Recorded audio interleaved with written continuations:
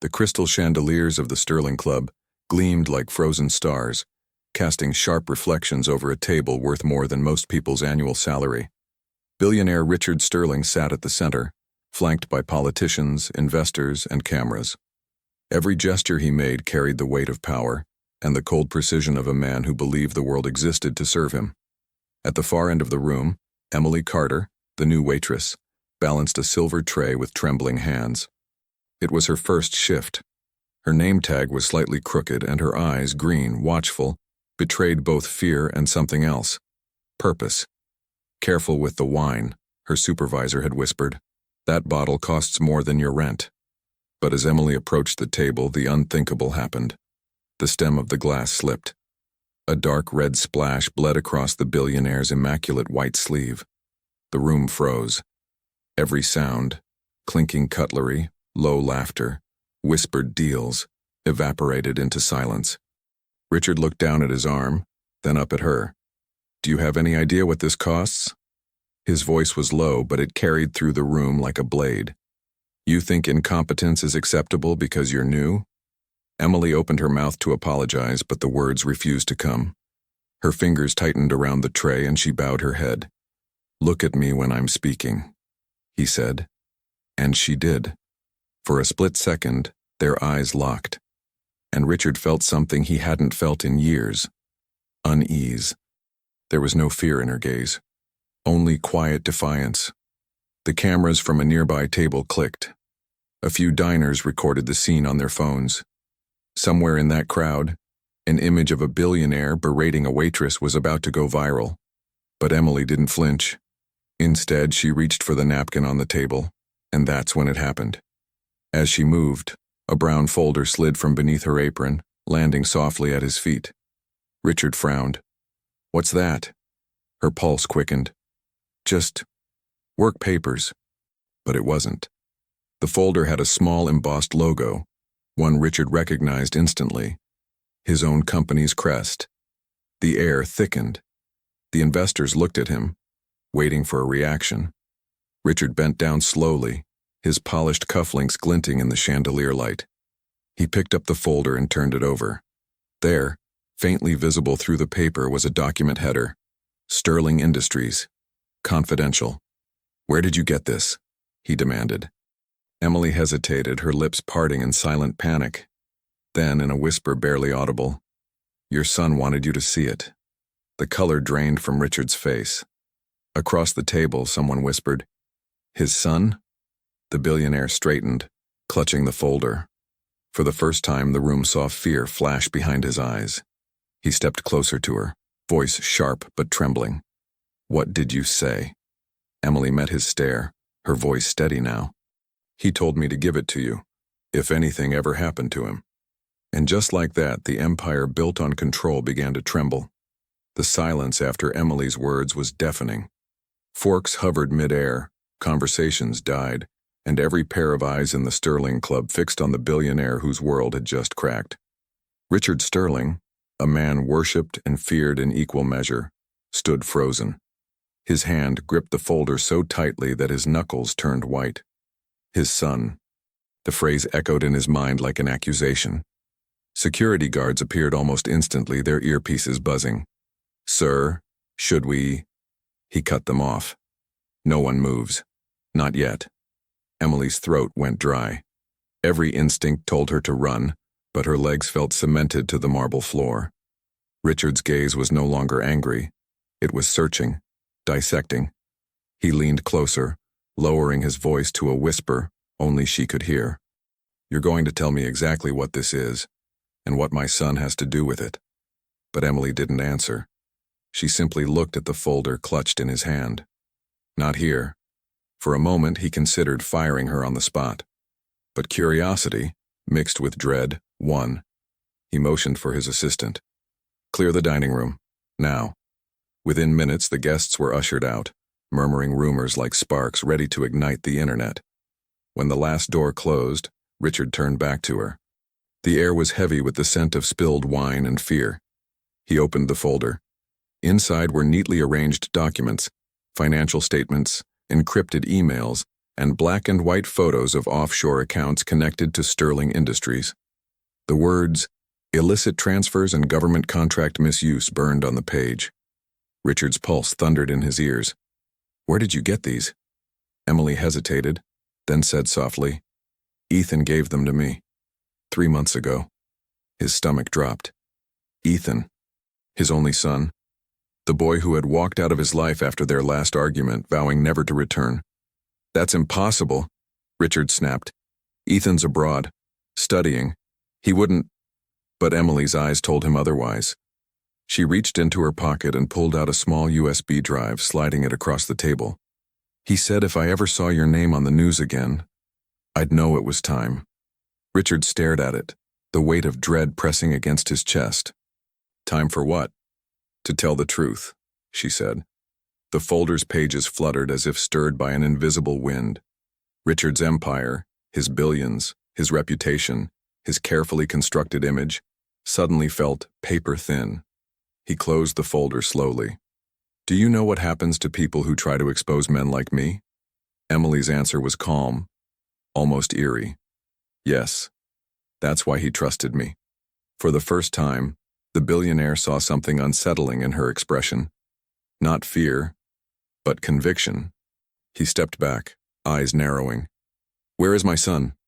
Emily looked down, her voice barely a whisper. "That's what I was hoping you could tell me." A chill ran through him. Outside, camera flashes began exploding against the restaurant windows, reporters already catching scent of the scandal.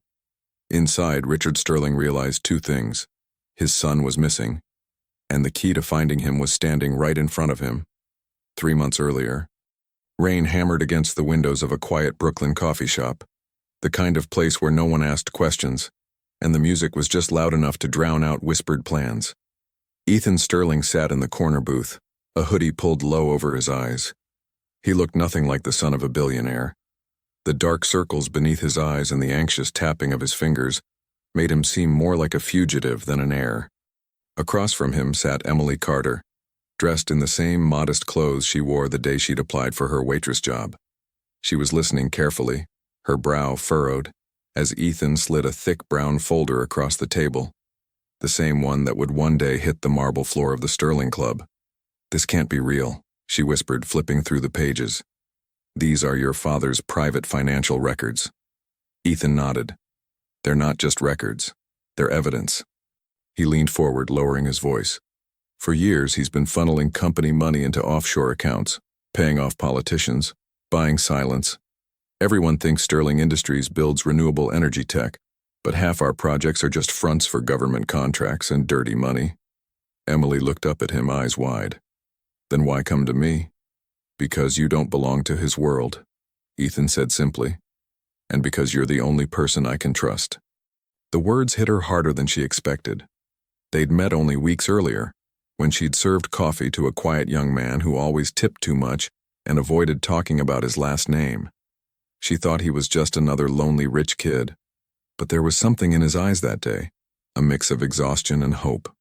Now, looking at him across the table, she saw something else. Fear. "What are you planning to do with this?" she asked. Ethan hesitated. "Expose him. But if I do it myself, I'll be destroyed before I can speak. My father's reach is endless." He took a deep breath. "If anything happens to me, promise you'll bring this folder to him. He'll know what it means." Emily frowned. "That makes no sense. Why give it to him?" "Because he'll finally see what he's done," Ethan said. His voice cracked. "He'll see that all his power can't protect him from the truth."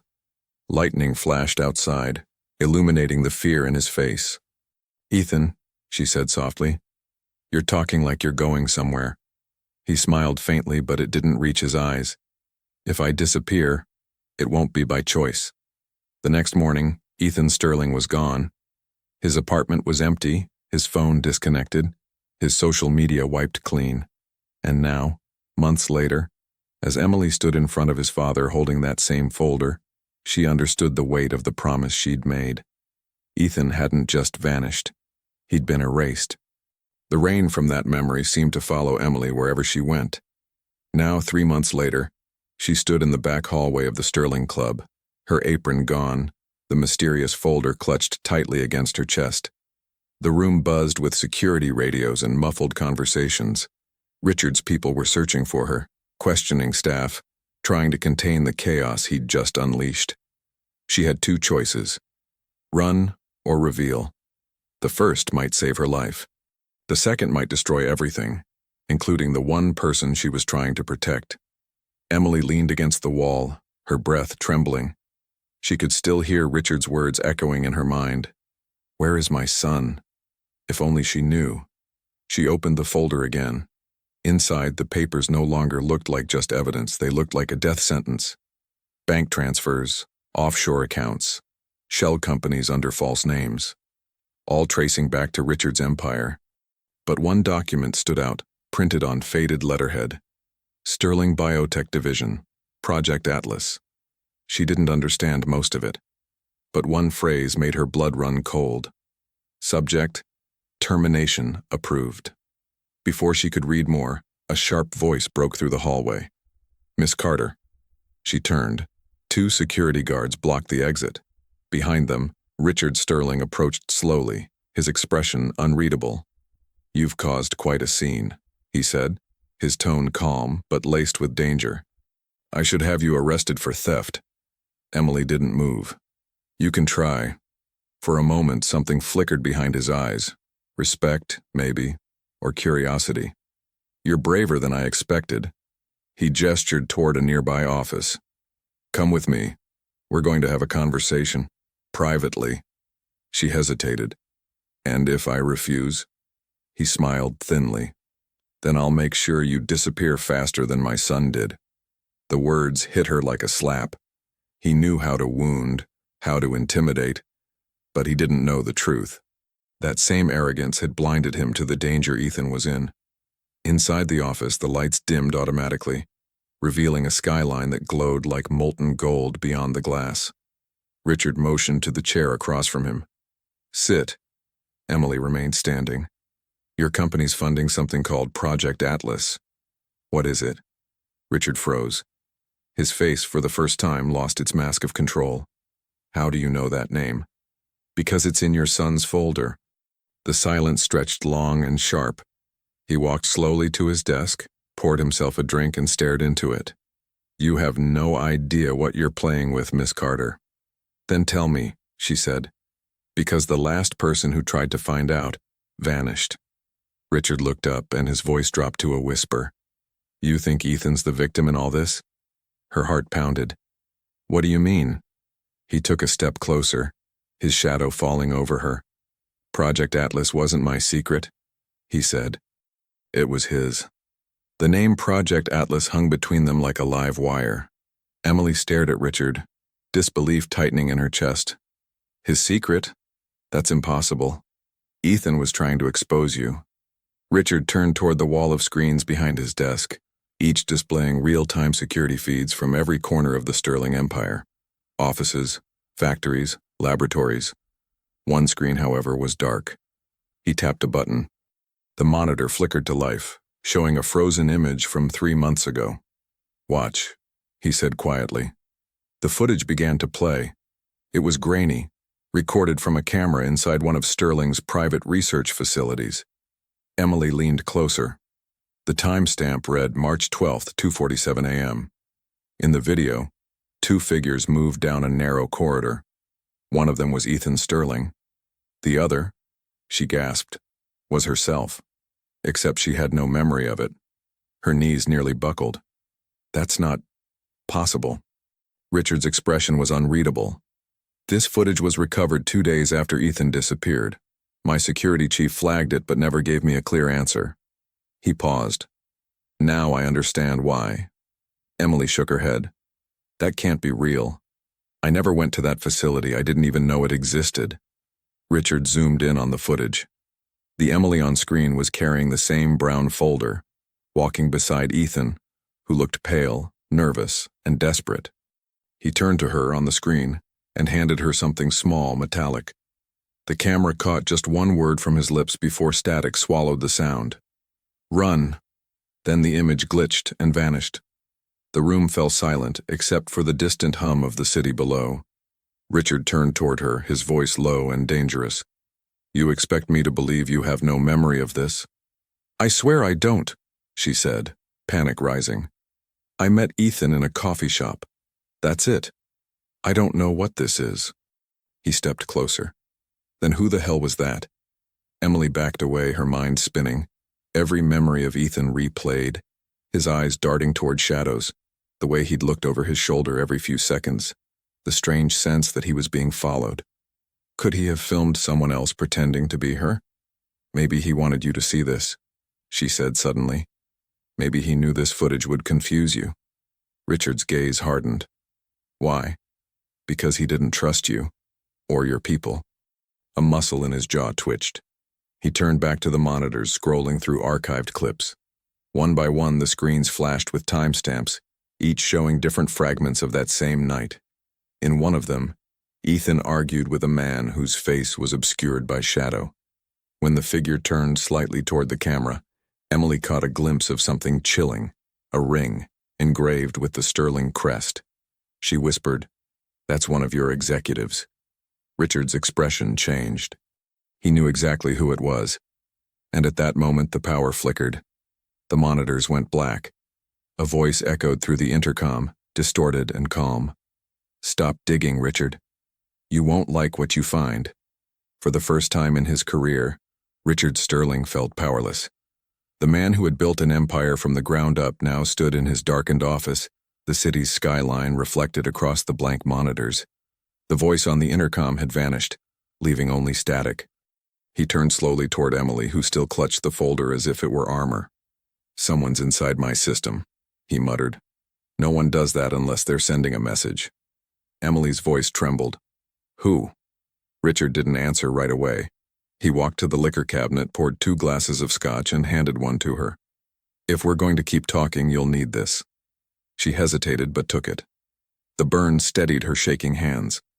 "Whoever that was," he said, staring into the amber liquid, "they have access to every level of my security. That means it's someone close. Someone I trusted." Emily's mind raced back to the ring she saw on the footage, the sterling crest glinting under the fluorescent lights.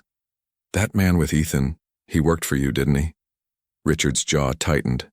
"Gerald Ross, my chief financial officer." She frowned. "Then he's the one who—" "Maybe," Richard interrupted. "Or maybe my son was working with him. Don't make the mistake of thinking Ethan's innocent. He's not the boy you think he is." Emily shook her head. "You're wrong. He wanted to expose all this." Richard looked up sharply.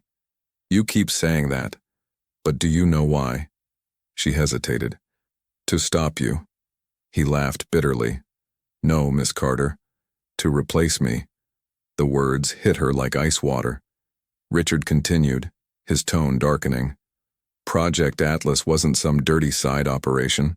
It was a prototype. A technology designed to track and manipulate global energy data in real time. Ethan wanted control of it. He thought I was too ruthless, too corrupt. Maybe he was right, but he wasn't trying to end it. He was trying to own it." Emily stared at him, trying to separate truth from manipulation. "That's a lie." Richard sighed. "You don't know my son." She met his eyes. "And you don't know him either." A tense silence filled the room. Then suddenly, Richard's tone softened. "You want the truth?" he said. "Come to my penthouse tonight, no bodyguards, no cameras. I'll show you everything, the real Atlas files." Emily studied him. His voice was calm, almost sincere, but the way he avoided her gaze told her something was wrong. Still, she nodded. "All right, I'll come." He smiled faintly. "Good. Midnight. Don't be late." As she turned to leave, she caught a flicker of movement in the dark reflection of the glass, one of Richard's security men, whispering into an earpiece. Outside, her phone buzzed. A single text appeared from an unknown number. "Don't go. It's a trap." Her pulse spiked. She looked back toward the office doors, where Richard stood watching her leave, his expression unreadable. For the first time, Emily realized that both men, father and son, were playing a game she barely understood. And she was the bait. The elevator door slid open with a soft chime. Emily stepped into the Sterling penthouse just before midnight, the city glittering below like a field of shattered glass. Every step echoed through the marble floors. The silence was suffocating. No security guards, no assistants, no sound but the faint hum of the air vents. She kept remembering the text. Don't go. It's a trap. But she was here anyway. Because if she ran now, she'd never learn what had happened to Ethan. Richard appeared from the shadows wearing a tailored black suit.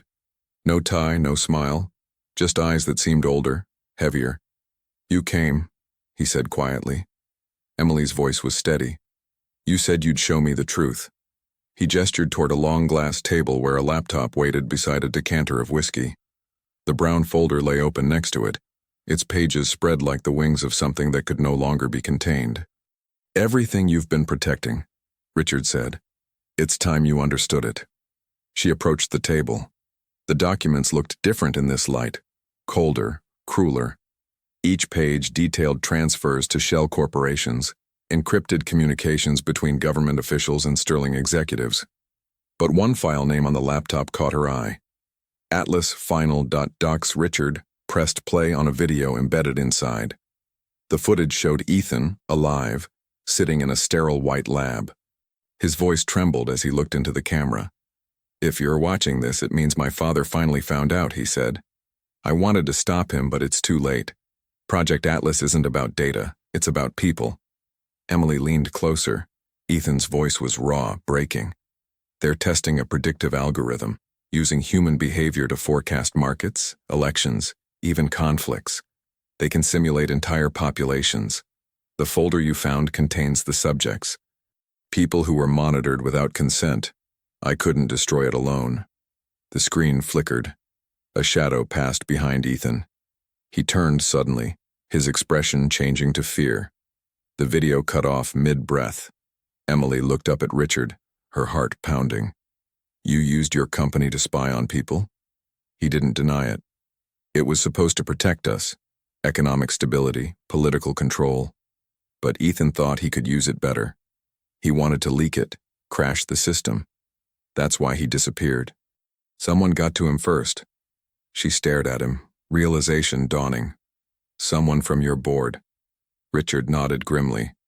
Gerald Ross, my CFO. He hijacked the project, turned it into blackmail material against governments. Ethan tried to stop him. He's alive somewhere, Emily, but Ross won't let him surface. Her hands shook as she picked up one final sheet from the folder. A forged death certificate bearing Ethan's name. This was meant to bury him, Richard said. Literally. Emily's breath caught. Then we have to go to the police. Police? Richard interrupted with a bitter laugh. Half of them are on Ross's payroll. The room felt smaller now, the lights too bright. Emily realized the trap wasn't a meeting, it was knowledge. And now that she had it, there was no way back. Behind them, the elevator dinged again. Richard's face went pale. He found us. The elevator doors opened with a hiss. Richard's penthouse, usually a fortress of glass and silence, suddenly felt like a trap.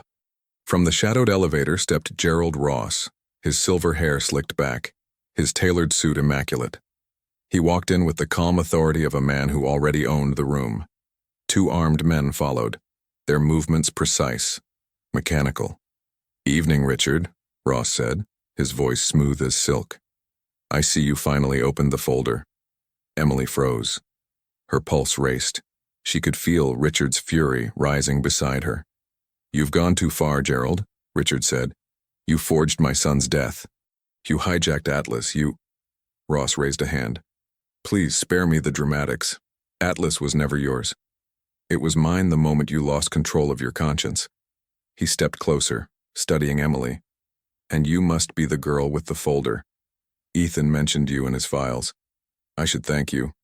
Your little stunt at the restaurant made cleaning up much faster. Emily's voice shook. Where is Ethan? Ross smiled thinly. Alive, for now. He's at one of our data facilities upstate. But don't worry, he's not in any position to talk. Richard lunged forward, but one of the guards blocked him, pressing a pistol to his chest. Ross didn't even flinch. Let's not pretend you're a hero, Richard. Ross continued. Atlas wasn't about surveillance. It was about control.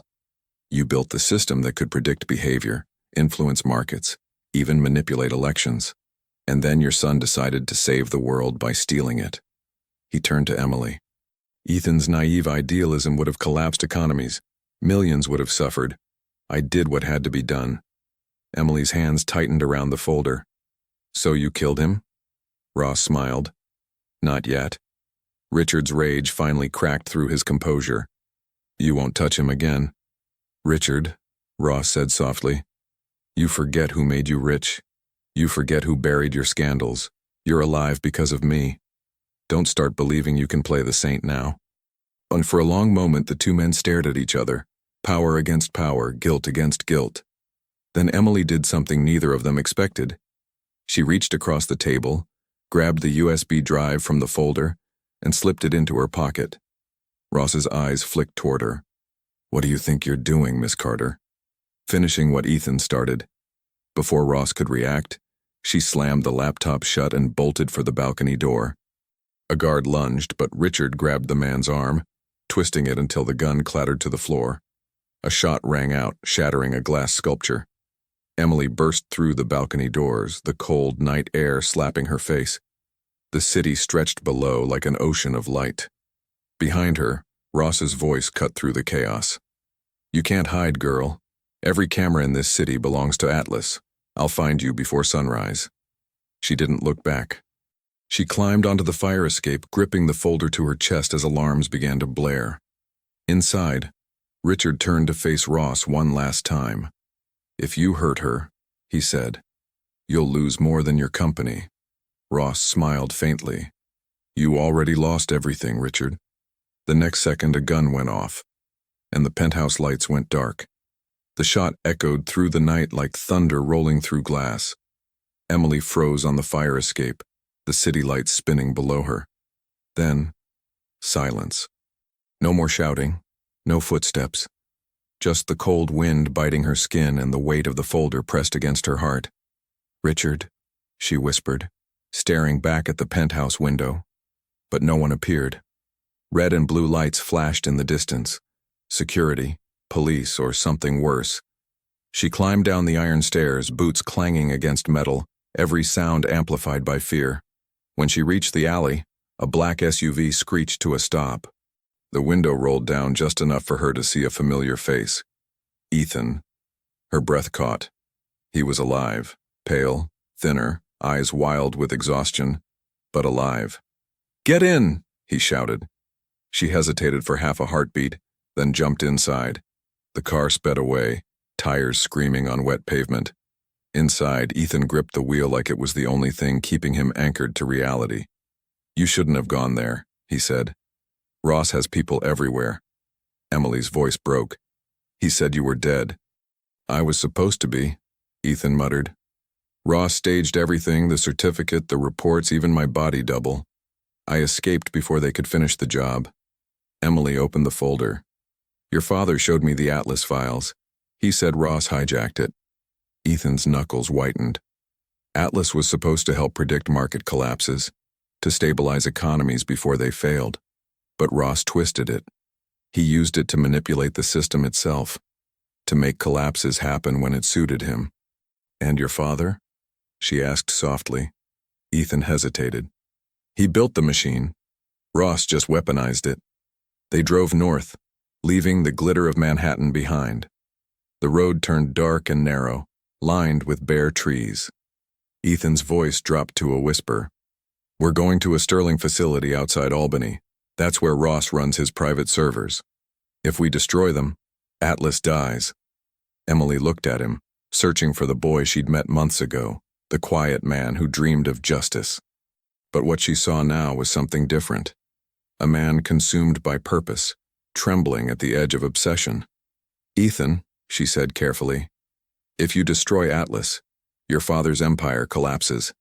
Everything he's ever built. He stared at the road ahead. Good.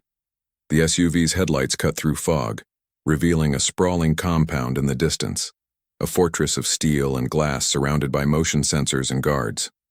This is it, Ethan said. Once we're inside, we upload the files, trigger a data purge, and everything Ross has disappears. Emily swallowed hard. And if it goes wrong? He glanced at her, eyes hollow. Then we make sure the world knows before it does. Behind them, another pair of headlights appeared, closing fast. Emily turned, panic flashing in her eyes. Ethan! Someone's following us. He pressed harder on the accelerator. Then we're out of time. As the compound gates loomed closer, a floodlight snapped on, bathing the road in white. And from the blinding glow stepped Richard Sterling, blood on his sleeve, a gun in his hand. The floodlight carved Richard Sterling's silhouette out of the darkness, blood-streaked, exhausted, but standing tall. The SUV skidded to a stop just yards away. For a moment, no one moved. Only the hum of the engines and the hiss of rain filled the air. "Dad," Ethan whispered, disbelief in his voice. Richard lowered the gun. "Get out of the car, son." Emily glanced between them. "Richard, don't—" "Now!" he barked. Ethan stepped out slowly, hands raised. Father and son stood face to face under the pale light. Two men shaped by the same ambition, both scarred by it. "I thought you were dead," Richard said, his voice trembling. "I was," Ethan replied quietly. "At least the part that still believed in you." A beat of silence. Rain dripped from Richard's hand, streaking down the gun's barrel. "You stole from me. You endangered everything." "I was trying to save people," Ethan said. "Atlas was never about saving anyone. You built it to control them." Richard's jaw tightened. "You think the world runs on idealism? It runs on leverage. Control keeps it from burning." Ethan shook his head. "You built a cage and called it order." Emily stepped forward, clutching the folder. "Ross used both of you. He wanted Atlas because it gave him power over governments. If we don't destroy the servers now, he wins." As if on cue, headlights flared at the far end of the compound. Ross's convoy, black vehicles cutting through the rain like fangs. Ethan turned back to his father. "Please, help me finish this." Richard looked at his son, truly looked at him, for the first time in years. Not as a failure or a rival, but as the boy who once sat beside him in the office, dreaming of building something good. "Where's the control room?" he asked. Ethan blinked. "You'll help?" Richard nodded once. "It's time I fix what I broke." They ran together through the gates as bullets began to shatter glass. Emily followed, clutching the folder and the USB drive. Inside the facility, alarms screamed, red lights spinning like bloodshot eyes. Ethan reached the main console and began typing, his fingers flying across the keys. Lines of code filled the screens as Ross's men stormed the corridor. 30 seconds, Ethan shouted. Richard took cover behind a desk, returning fire at the guards. "Make it count." Emily inserted the USB. The screens flickered, displaying thousands of files, Atlas archives, names, data, secrets, and then deletion. One by one, they vanished into digital oblivion. Ross burst into the room, eyes blazing. "You idiots! You've destroyed everything." Richard turned toward him, blood on his shirt, a strange calm in his voice. "Not everything." He fired once.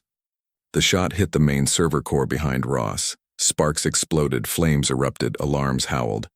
Ethan grabbed Emily's hand. "Now!"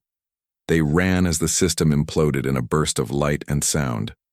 Behind them, Richard Sterling stood amid the flames, watching the empire he'd built disintegrate. When the explosion faded, dawn broke over the horizon. Days later, Emily sat on a park bench, the morning sun warming her face. Beside her, Ethan handed her a newspaper. "Sterling Empire collapses. Billionaire exposes own corruption." She smiled faintly. "He really did it." Ethan nodded. He did. In the distance, sirens wailed, a city stirring from sleep, unaware of how close it had come to being controlled forever. Emily looked up at the sunrise, clutching the now empty folder. "So what happens next?" Ethan's voice was quiet, almost peaceful. "We build something honest." She turned to him, eyes glinting in the light. "Then we start today." And for the first time, the truth no longer felt like a weapon. It felt like freedom.